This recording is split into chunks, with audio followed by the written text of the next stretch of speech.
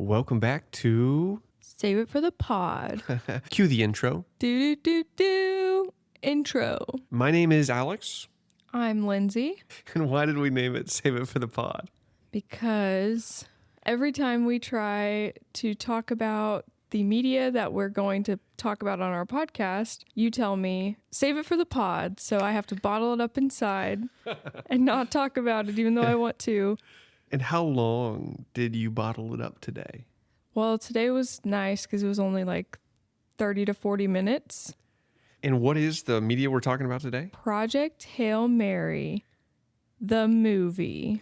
Written by Andy Weir, directed by Phil Lord and Chris Miller, starring Ryan Gosling. And we did read the book about a year and a few months ago. You got me the book for Christmas in 2024. Christmas Eve, actually. Christmas Eve. For our recent tradition of getting each a book on Christmas Eve to start reading. And then we finish and then swap books and read the other book.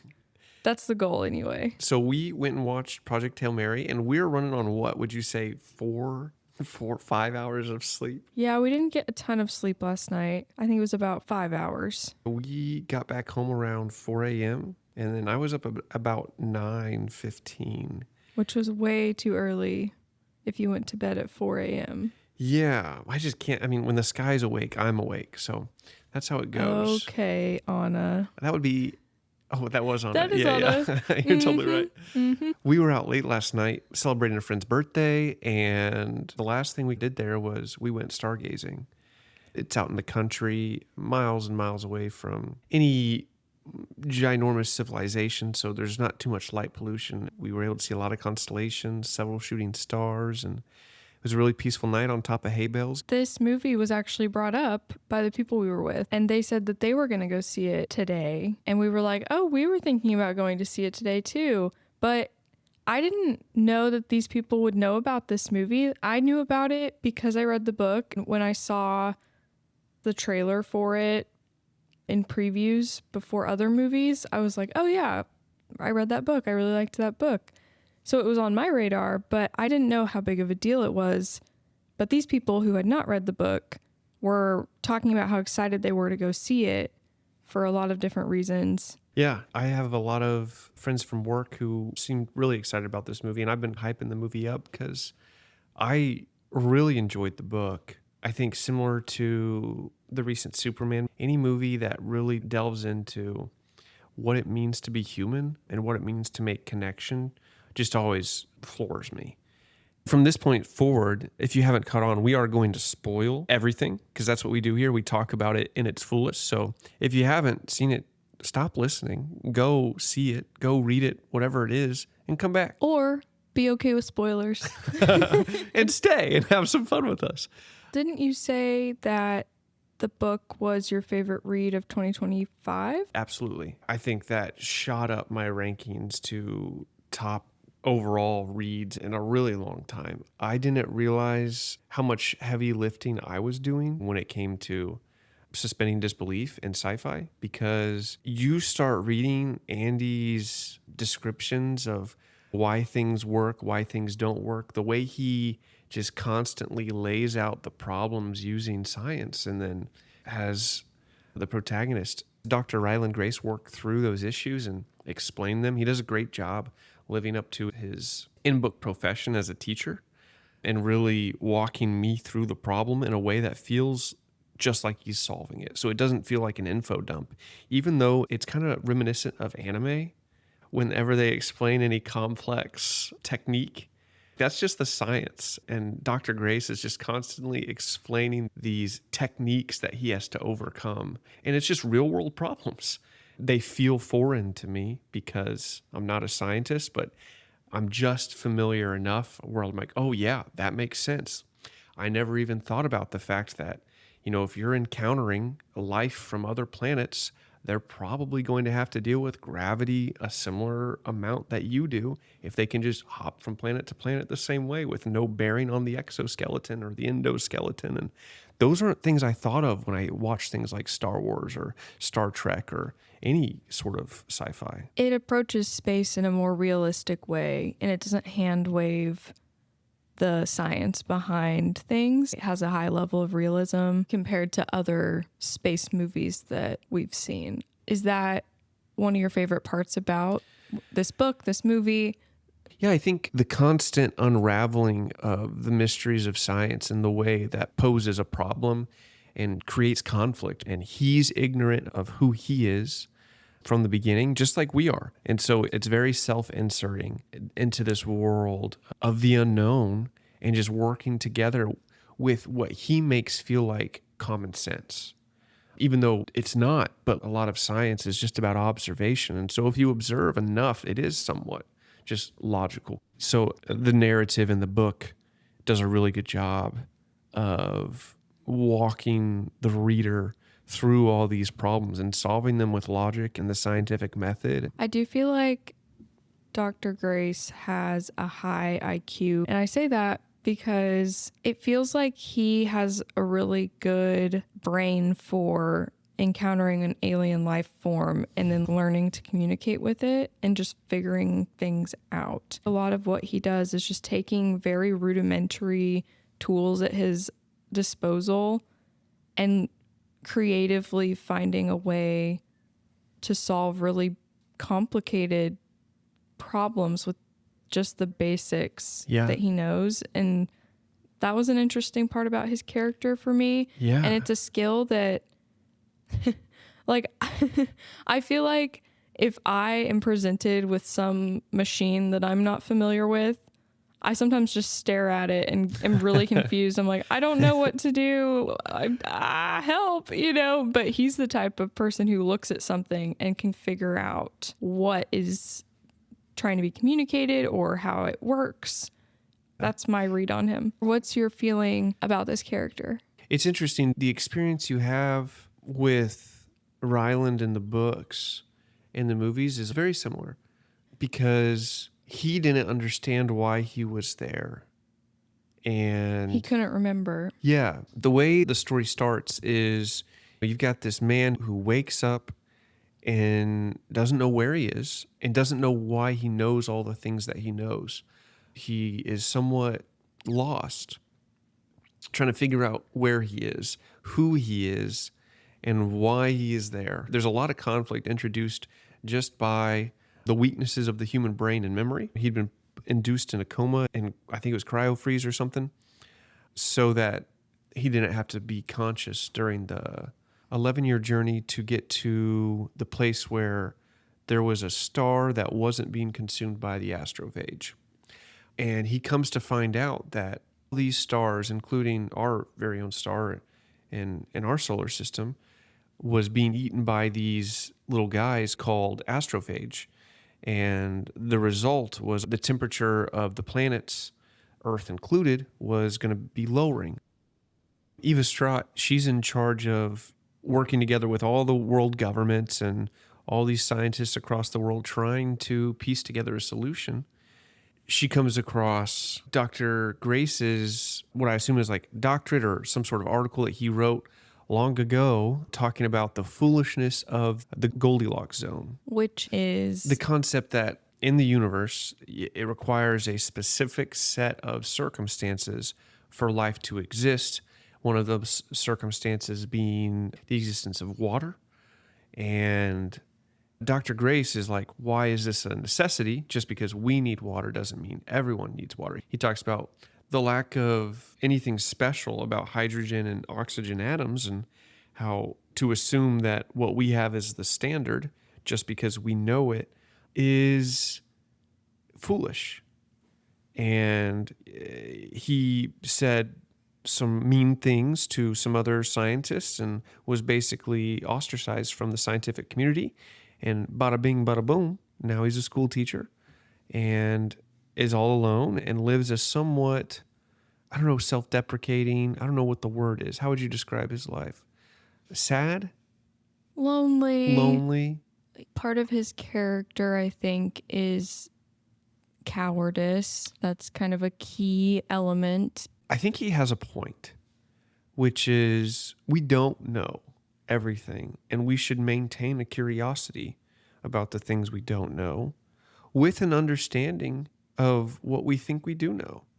there's a balance between maintaining that curiosity and also not burning every bridge, because not everyone has the same curiosity that you do. And some people feel very strongly about thinking about things in terms of black and white. The characteristic of him being willing to affirm what he believes despite people telling him there's no way is why Eva Stratt wanted him for this mission. And I think it served him well because he thought outside the box. He wasn't so confined to the rigidity of what is known. And I think you need that if you're going to do anything novel.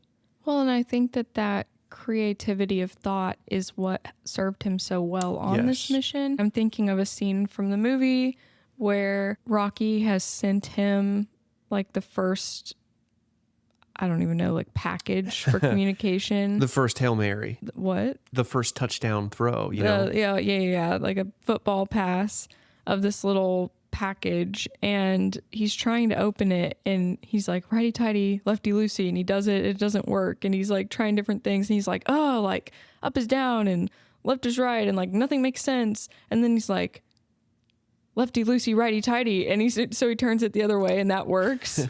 Or whatever. That's so funny. You just said lefty loosey, righty tighty. Oh gosh. Right. So wait, what would it be? Lefty tighty, righty loosey. Yeah. So he tries that. So he just, I don't know, someone else might have just not thought to even try that absurd thing, but he's willing to think outside of parameters that feel normal to him. Yeah. Him having a background in education and teaching children is super helpful in that way, because he's constantly trying to use probably cheap tools that he can probably afford on a teacher's salary and explain these complex problems to kids.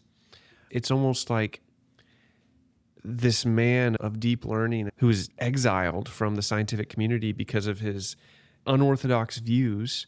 When he landed in a field of education, it really set him up perfectly to begin to communicate at that level. And he was so instrumental in training the other scientists and also in some ways training Rocky. Yeah. It's kind of incredible how him and Rocky go from such vast differences and are then able to communicate. It's pretty brilliant of them. Right. Because they really start at ground zero. I mean, Rocky doesn't even see like we see. Like Rocky, what is it, like echolocation based, like it's sound based. Yes, all sound. It's completely different. So they start in such different places.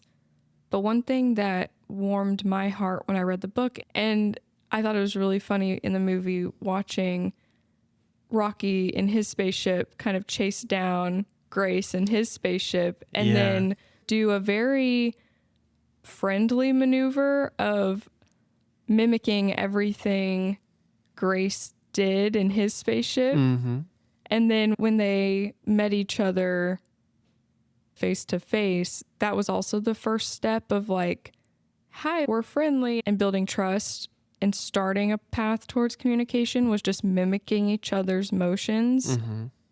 And I thought it was interesting how much that communicated goodwill. Right. And it started to set the foundation of building a relationship, building an understanding. That was a cute part of the movie.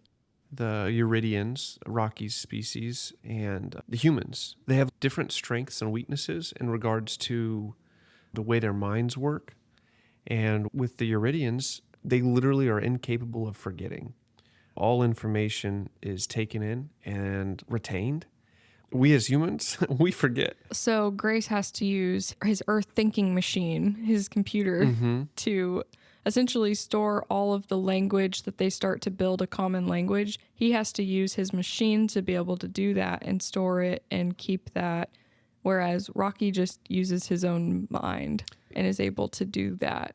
When they part to head back to each of their respective planets, Grace gives Rocky the Earth thinking machine, or whatever he called it, as a gift so that the Eridians have some more context about Earth that Rocky can bring back to his planet. Did you like the casting of Ryan Gosling for this character?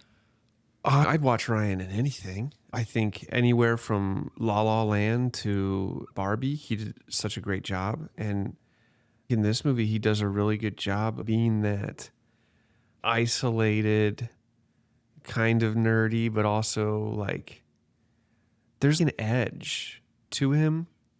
Like the self-deprecation, the slight eccentric behavior. I felt like he was really a good fit for this role. I definitely picture Ryland Grace as Ryan Gosling. It's very one-to-one in my head now.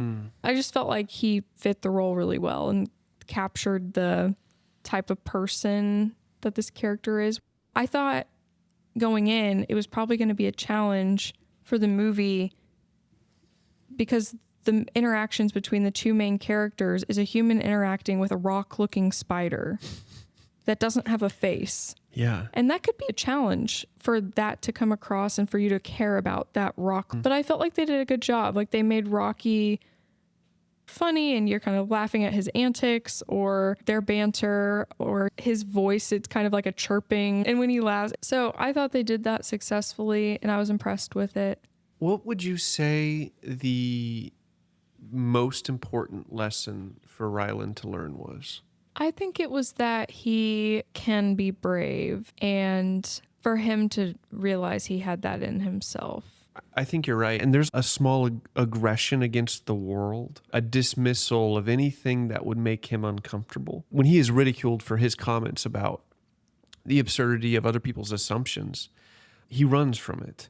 And we see this character that runs from problems. And in the beginning, when he's with his students and they're asking him these questions, they see him as an intelligent authority figure, which he is. He runs from their questions as they're curious about what's happening to the sun, what could be happening in the future. And everyone's scared. And he is too. And he kind of dismisses it and wants to move on. And then you kind of see him running from Eva when she comes in and tries to recruit him. At every turn. Every turn. And but his curiosity kind of gets the better of him too, because he is a curious thinker and he does like solving problems and he does want to make an impact deep down, but that requires not running from the thing. Yeah, he's so interesting because he has a lot of pride. He doesn't want to ask to join the team. And Eva wants him to say, yes, I want to do this thing. And she almost has to pull that out of him. But he does want to. But for some reason, he can't come to terms with it. He's scared. I don't know if it's scared of failure. I don't know if it's scared of rejection from the scientific community again. And there is a bit of judgment upon him as other people recognize who he is.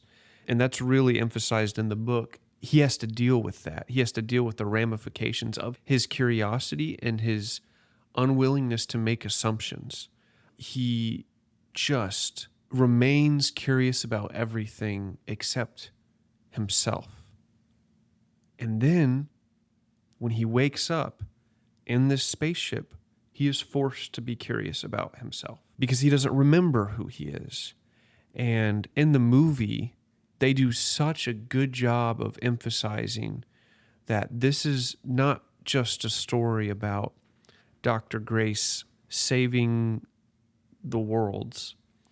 It's a story about Dr. Grace discovering who he is when he's overcome his fear. The first question he writes on this whiteboard is, who am I? When we're at the end of the story, and Dr. Grace has to make the decision, am I going to go save Rocky?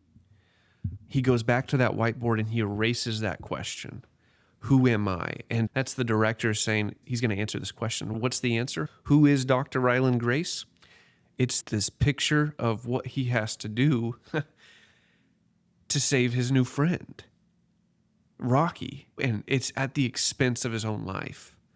He's willing to question what the world thinks about life, but he's not willing to question what he thinks about himself, his own identity.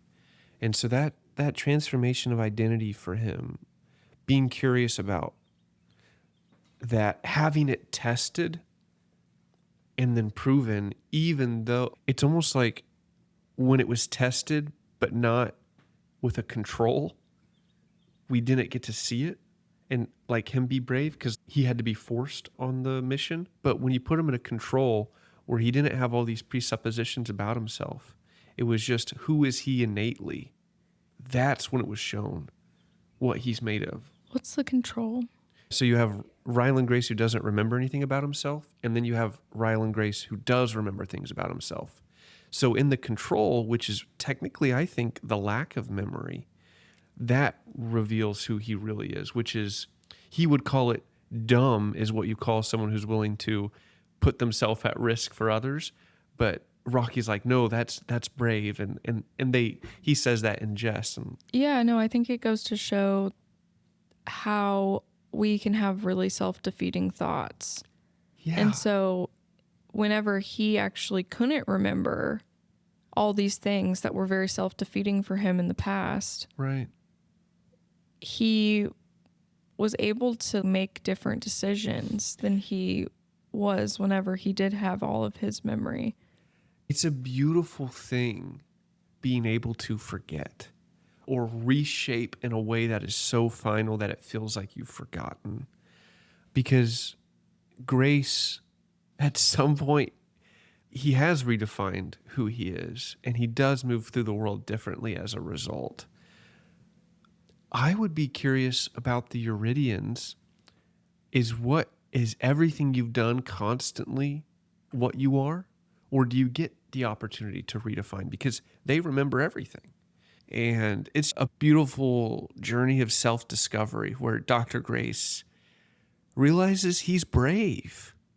I think that he found someone that he was willing to be brave for. On Earth, he was really lonely. Maybe part of what helped him have that character growth was having this true friendship with Rocky developed while they were working together. Yeah, I think you're right. And Rocky is probably one of my favorite humans in literature. Rocky's not a human. Rocky is an Eridian. Yes, he's a Eridian. And what I mean by human is there's so much personhood there. And I feel so much love and affection for this Eridian. And The Eridians have some what we would call human-like qualities. There's some shared qualities where yes, they're empathetic, they're kind, they're smart. they're diverse. Yeah. They're all unique individuals with unique desires and wants. And there's a scene in the book that wasn't in the movies, and it was a real intimate and honest conversation between Rocky and Dr. Grace, where Dr. Grace was like, Rocky, I need to warn you, not all humans are good. There are good and bad humans. Rocky was like, I understand. There are good and bad Eridians too, but I think you're a good human. You've got these two guys. One's on a suicide mission. One has been alone for like 34 years or something. And they're just doing everything they can to save their species. And they feel such a kinship that they're willing to sacrifice so much of themselves for each other.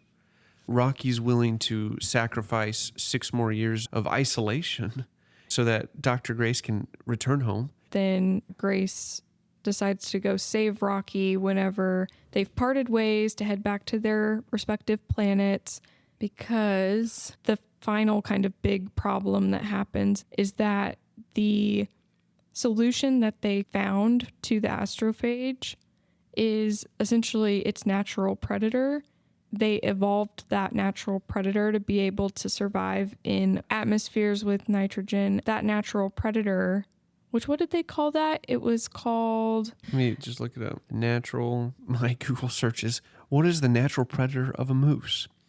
Of astrophage. Tamoeba. The tamoeba that they bred had a... way to hide within the xenonite. Yeah, they were able to infiltrate the fuel tanks where the astrophage that they eat was the fuel, but Rocky's ship was entirely made out of xenonite. Then Grace was able to save Rocky's life because Rocky was just stranded with no fuel and he didn't know why out in space. And so Grace went after him because he knew that's what had happened to his friend. Yes. And he was like, I'm not going to let that happen. I'm going to help him. And another thing that is so great about the way they interact with one another is they're so graceful. LOL. For in regards to whenever they make a mistake, because this was an oversight about the possibility of breeding the Talmiba in xenonite chambers, and you wouldn't have known that unless you were growing them in different chambers and testing them in different things, which would probably be a more robust version of the scientific method, but they were just using what they had. And then in the book, when they're saving each other after the whole deal with getting out of the gravity from the planet with the Talmiba, Grace actually harms Rocky pretty immensely. Rocky forms these scabs on his body, and Grace tries to take them off because he thinks they're like hurting Rocky. This only happens in the book. It was very close to Grace actually killing Rocky in that moment. But they're like, there was no way for us to know. There's so much forgiveness for each other's ignorance, which I think is a theme I see occasionally in fiction of there is not good or bad, there's just ignorance. And in this case, it's like you can't hold these people accountable for doing their best in a really tough situation. I also think it just goes to show that if we do ever make contact with other intelligent life forms, it's important that the most like empathetic among us and the most curious and the most like probably scientists would be good. Like I think it would be good if it was scientists making connection with these other life forms, because think about even just different groups of people, different cultures of people, and how difficult it can be to communicate across those cultural differences, especially when it's people communicating who aren't willing to look for the ways there are similarities rather than what's different. It's so crucial when you're dealing with a completely different species, a completely different life form from a different planet, completely different rules than what our, well, in some ways different rules than what ours follows. It was very fortunate in this book that it was someone like Rocky from his planet and someone like Dr. Ryland Grace from Earth that met each other, because they were willing to find their similarities and work towards common ground, and they were able to forge a friendship. But can you imagine some people when they see this like rock spider thing, that's all they're going to be able to see. Yeah. And could never move past it. And there's plenty of humans like that too. And so may it never be, if we ever encounter intelligent life, may we not greet them with people like that. Yeah. That's all I'm saying. We struggle on like just meeting humans who are different than us. That's exactly right. And if Rocky and Grace can find common ground, surely humans on Earth can find common ground. Takes the right people to be able to do that. Not everyone seems to. That is one of my favorite things about this book and this movie is it's like optimistic sci-fi. Yes. There have been other movies that have been optimistic like this in the sci-fi genre, but I think that in some, like I'm thinking like the Avengers, and it's that other, you know, if there's other life out there, they probably want to kill us or conquer us. That is one perspective of what might be the case, and it could be true, but it's kind of fun to think if there is other intelligent life forms out there and they made contact with us, that it might be their best and brightest scientists that are the people making contact, which is probably a good thing. And B, that if you've developed as a society to the point that you can achieve that, like reaching out to other intelligent life forms, that maybe you won't be so prone to some of the aspects of where humanity currently still is that would make you want to just conquer others and take from them and rule over them and oppress them and all kinds of bad things that some humans seem pretty bent on doing still. I like to think of a world where if aliens made contact, it would be the morally upstanding aliens, the ones that have joined together as one unit in their species or collection of species. Who's to say there's only one dominant species? I don't know. I don't want to make any assumptions. But if that species or collection of species was like, we're going to go out and find another life, I would hope that they're doing it altruistically as opposed to with the intention of taking over and harvesting all the resources. What is it called? The idea that there are certain factors and like you would either go extinct or achieve the next level. It's like one of the reasons someone has come up with for why we haven't been contacted by other intelligent life forms yet. You might be referring to the Kardashev scale developed by Nikolai Kardashev in 1964. Which classifies civilizations into 3 primary types based on their energy consumption and technological advancement. Type 1, planetary, type 2, stellar, and type 3, galactic. What if to get to the point that they're actually able to do this, that it's almost a necessity that they're a civilization that has learned the value of working together instead of constantly infighting with each other, and is a civilization that values other life? It's probably not, and that's wishful thinking, but I think it is a nice, refreshing perspective to think that's the type of other intelligent life that we might encounter if we ever do, rather than expecting that they're just here to terrorize us. I think that scale does talk about that and like how you have to elevate yourself past those extinction level of events to move up on that scale. Yeah, I think that is what I was thinking of. It would be interesting if there's a certain level of morality and unity across species that has to be achieved for that growth at scale. Fingers crossed. I like to dream that not only are humans capable of it, but all other life that's capable of moving across worlds would be too. I think if we have a lack of contact that continues the same way someone might be waiting for a child to grow and make their own decisions to see the type of person they're going to be. Right. I think it'd be really interesting if people are just waiting on humans. They're like, are they going to get it together, or is this just like kind of a low tier? We're not going to reach out to them until we have assurance that they respect other life and can work together. And they certainly wouldn't want to empower us to unleash our conquering mentality upon the universe, because that isn't cool. Not only is it not cool, but it's cancerous. It's virus-like. It can spread so quickly. And that's such a shame. I would love to dream of a world where that's not what humanity is known for, but instead we see in things like the scientific method that say, I hear your assumptions, but let's test them. Let's be curious. Let's do better. I think those types of mentalities could really elevate the world, the species, to a place that I would hope other beings would be happy to contact.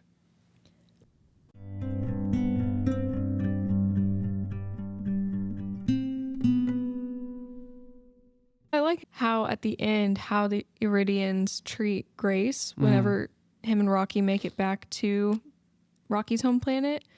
And they create this whole environmental dome for Grace to live in so that he's in his correct gravity and oxygen and just atmosphere. And they build him a beach and an ocean so that he can feel like he's at home in a way.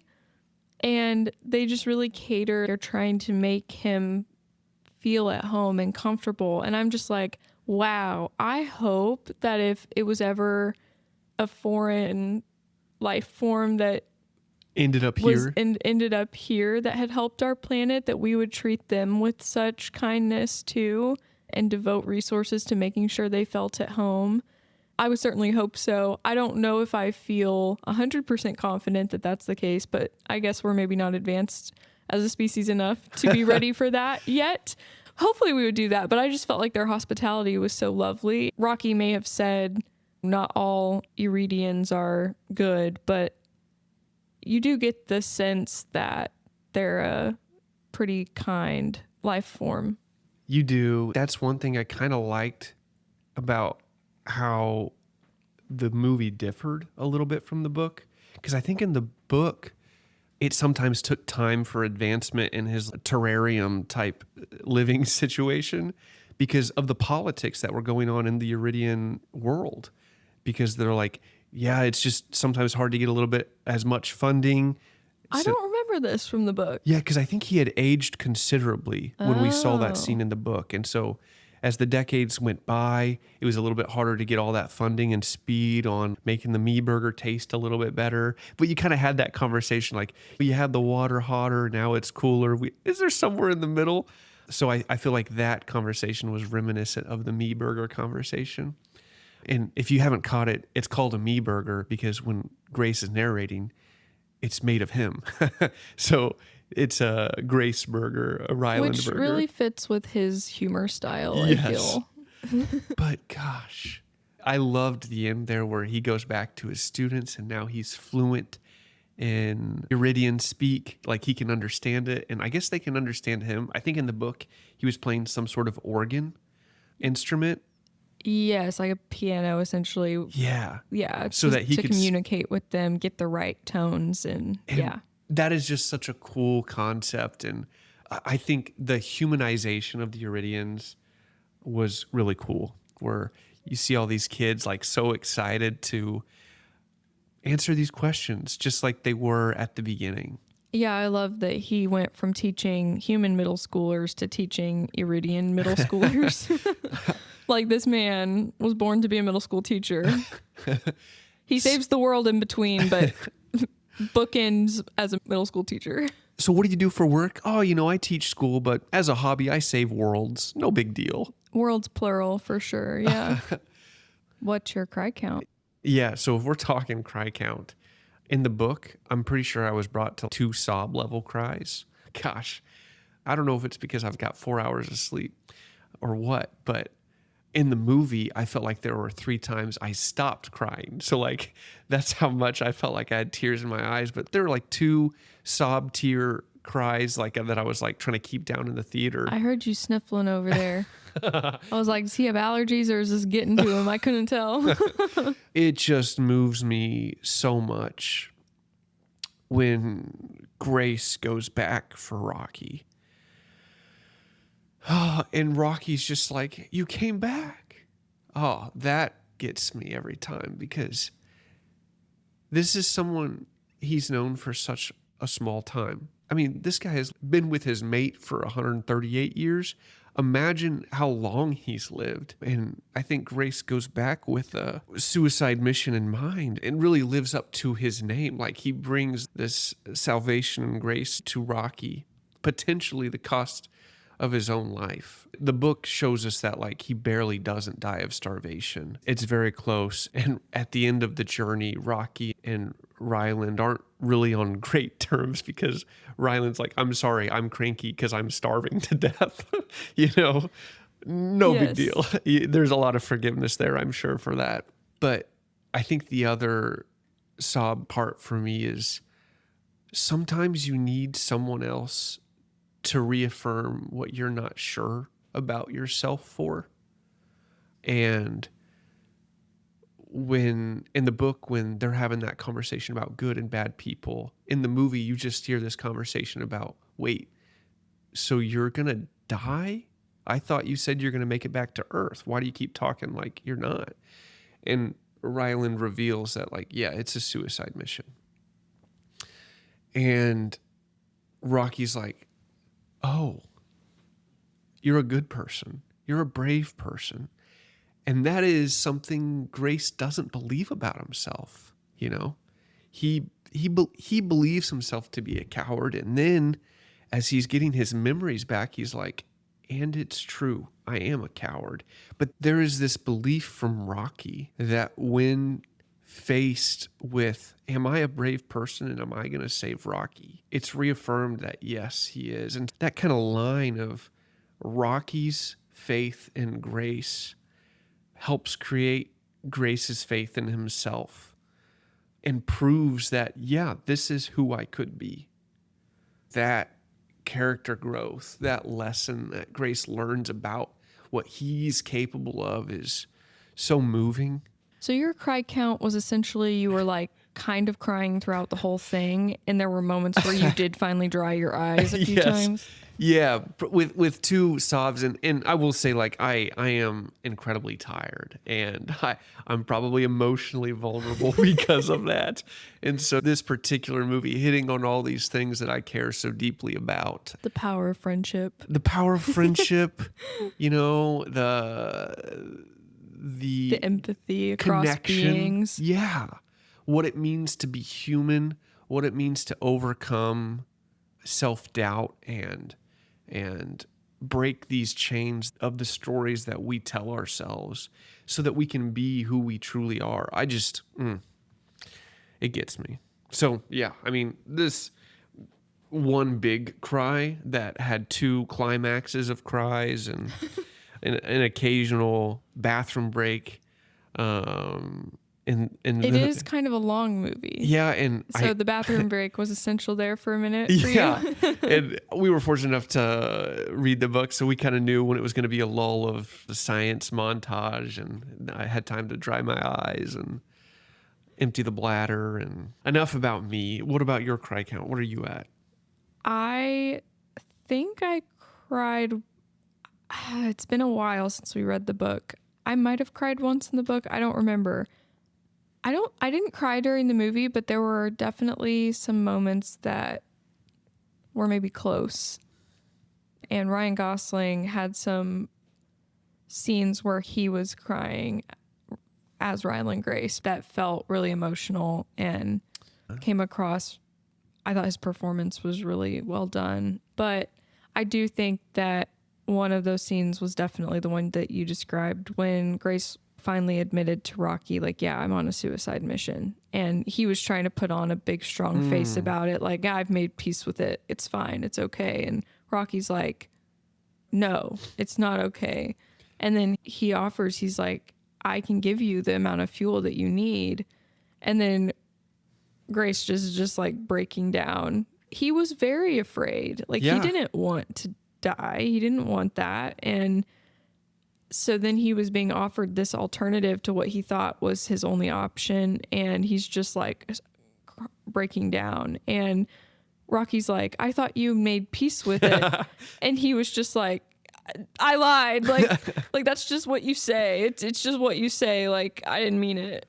No one ever means it. And I thought that was powerful. That was a very human moment. And I think it goes to show that this is maybe cliche, but you hear it. And I think it's true that being brave isn't not being afraid. It's just doing the thing. Yeah. Because you have a reason to do it. But being afraid is so human and so natural and normal. That was a powerful scene. And I thought it was really sad when they were like saying goodbye to each other too, when they thought they were both going to be parting and heading back to their respective planets. And their goodbye was kind of a Midwestern goodbye, if you know what I'm saying. We live in that region of the country, and gosh, even a further docks every week. Just kidding. We don't live in the Midwest. What? Oh, now you know I'm from the Midwest. So anyway, their goodbye is very long and drawn out because they love each other, and they're so sad to leave each other and will never see each other again, so they think. But it was touching. Just the gifts that they gave each other, and then they kept looking back. Yeah. Kept turning around, kept saying more things before they finally parted ways, and then watched each other through their spaceships as they drifted away. So that was definitely, I didn't cry, but definitely emotional.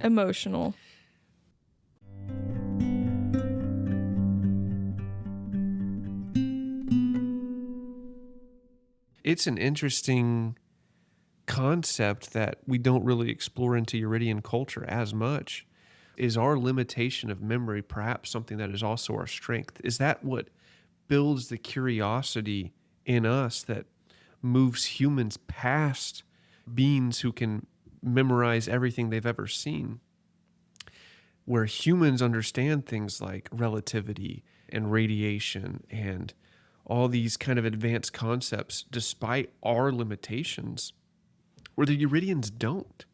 They don't have a need to, because they don't have this innate curiosity. If you look at Francis Bacon and the scientific method, and the way when it was curiosity that promotes the creation of the scientific method. And then when that's propped up against cultures that disregard a curiosity for the world around them and just say, this is the way things are, those civilizations struggled to advance in various sciences. And it took a curiosity about the world around us and this willingness to be like, there's something here that we don't know. Let's find it. I don't know if the Eridians have that as much. Maybe to a lesser degree than the humans do, yeah. And it wasn't until they were faced with this brand new challenge that forced them to move. That was their first mission to space ever, yeah. Like, whereas humans went to space because they were curious They're about like, it. what if? Yeah. If there was a continued conversation between the Eridians and the humans, I would love to hear the way the humans influence curiosity in the Eridians. And I think the reason why that's so fascinating to me is this concept of instant recall of all information is so relevant in our world today with AI, where in AI, you can have a conversation with something that isn't necessarily curious, but has great recall. Well, that's interesting. Yeah. And I don't know if that's where Andy was going with it. I mean, he obviously is very up to date with science and various advancements in technology and the way things work. So I wonder if that's an inspiration for the way the Eridians' culture is built. I have no idea. But it is curious. Can you train AI to be curious? Perhaps that's what humans are. Maybe it's humans that are the innately curious thing.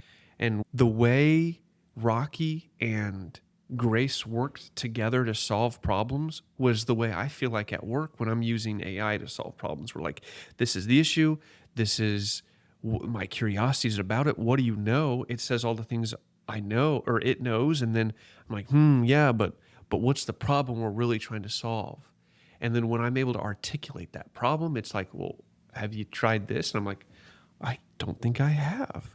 And like we see that interaction between Grace and Rocky, and I'm like, It would be interesting if that was partly where the inspiration for Rocky's brain came from. Does Rocky have a brain? Is it a brain? It's got internal organs of some sort. Whatever it is. Yeah. And maybe that's why it's burning so hot, because it's like a data center using all this energy. Oh my God. And it's all coming together. And it's got this internal cooling system, the same way you have to have like water constantly cooling stuff. And yeah. Very wow, interesting. That's actually a really interesting connection. The only other thing I want to talk about is Eva's character. I was really struck by her character because I think in some ways, like, she's working for this greater good, and she suspends his rights as an individual, forces him to do this thing because she believes in him, and the thing needs to be done, and she's willing to do that. There's like I felt like there was like a string of romance there. I don't remember that in the book. It seemed like in the movie there could have been some undertone of that. Yeah. Just a little bit, not a lot. I can't remember if it was in the book or not, but there was definitely a mutual respect, and it seemed intimate when she was singing, and it felt a little bit, I know it was to the whole crew, but like in that moment where he like stops and watches, it felt a little intimate. It's almost like she knew him better than he knew him. She saw him beyond all of his like self-defeating thoughts that he had. She saw into what she thought he was actually made of. Right. That he was always very much running from. And I did think it was interesting. It is an ethical dilemma where she essentially is like, well, actually you don't have a choice. We're going to put you in a coma and you're getting on this ship. Like, right. Actually you have to. And she didn't want to force him, but he didn't rise to the challenge. But she said in the movie, I know that you probably feel like this is a betrayal, but it's actually that I believe in you. And like, yeah, that's, but it is kind of, I don't know. I felt like, you know what though? Like she does see and believe in him. And it's not cool to force him, but also like humanity's at stake. Did she know 100% that he could do the job? No, but he could do, I mean, he could do the job. And I know hindsight's 2020. He did do the job, but like she really believed he was the best hope and also knew that he was a person who couldn't see that in himself. I think it makes sense what she did. Yeah. I think it makes sense, but man, it's a tough deal. I mean, this woman was willing to do what it took, and she had made peace with that. Yeah. I liked the scene at the end whenever she's the pods that he sent home to Earth with the solution And the video and logs. the video logs and everything. And she retrieves those and she's watching the video logs and she's just like smiling. She definitely didn't want to have to force him to do that. And I think she was fond of him. And I think to see him find the solution, to see he proved to himself and to the world that he could do it, that he could save Earth. And she was just like, oh, I knew you could. And I'm so glad that you did it. Not just because we needed it, but because of how we parted. When you compare his departure with Eva and his departure with Rocky, they stand in such contrast. That is the power of self-doubt. That is the power of isolation. That is the power of all these things that make us feel negative about ourselves and others. What does that do? It turns us into the worst versions of ourselves. When there's so much potential in every individual to be new, to be the real you. To be more than you think you can be. Yeah. To rise to things. And that more than you think you can be, I think, is truly who people are in the control.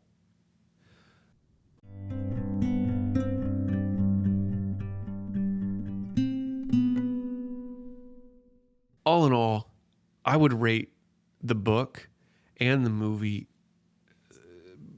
so many thumbs down. What? But I mean that the same way they do it at the end. The same way Rocky means it, because he can't do a thumbs up. He can only do a thumbs down. Exactly. I loved the book. I think everyone should read the book if you like science.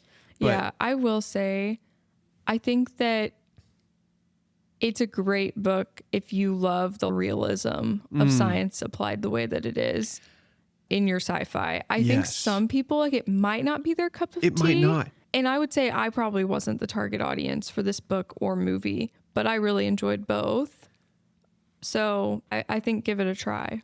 If you don't like the science, I still think the character arc of Ryland is so good in the movie. This is one where I think the live action adaptation is great. The character of Ryland Grace and Rocky still shine through the entire time. If the experience of this super meta scientific problem solving, if that's not your thing, I think the movie still does a good job of you getting to see this character growth. And that's why I like, they're both thumbs down in the best of ways and the rockiest of ways, because man, I would watch that movie again.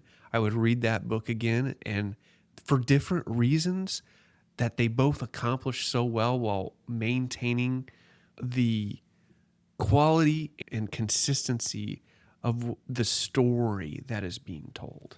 A lot of sci-fi movies, there's a lot of hand waving of how it works. And this movie can be for the people who loved the book and for the people who maybe that's not their thing. Maybe they didn't read the book.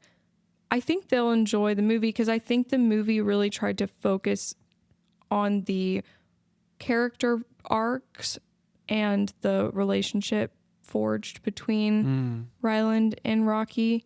And I think that it did that really successfully. I think it'll broadly be appealing. I'll be curious to see, though, because it does feel different than some of the sci-fi movies I've seen. I would say it's not meant to be some action-packed, sci-fi, exciting thing. It's not like they're dueling with sabers on a lava planet. You know, it's not sci-fi in the fantastical fantasy world. It's just science fiction. It's not science fantasy. Well, it even feels a little bit different than movies like Interstellar. And I like both, but I think I'll be curious. I hope that people who maybe didn't read the book do end up really liking this movie, because I think it was good, but I'll be curious to see like how broadly it's loved.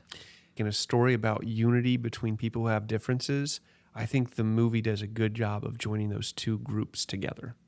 Yeah. Both the people who love the science and love to see all that scientific problem solving, and the people who want a cool space movie, which is totally valid too. How would you rate it then? I enjoyed it. I'd give it a thumbs, I guess, down. That feels weird to say.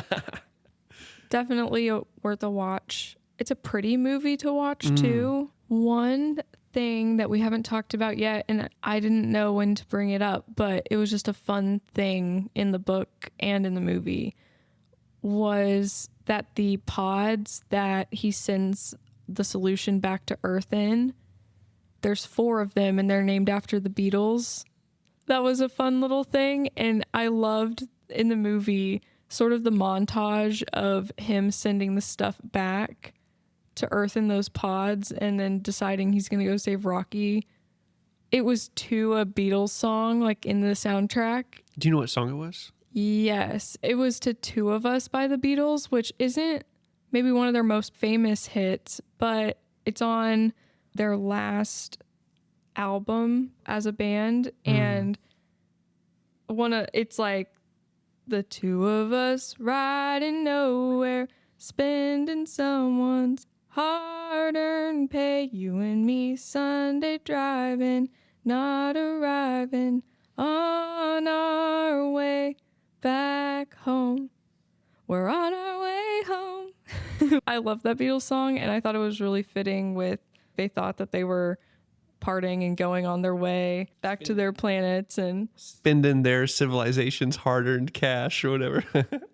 I'm a Beatles fan, and so this was just fun for me. I enjoyed that part. That is cool. Well, are we ending in a song again? I was going to use You're that. Gonna use that? Yeah. That'd be funny if we always have. I know. That's a wrap. Bye.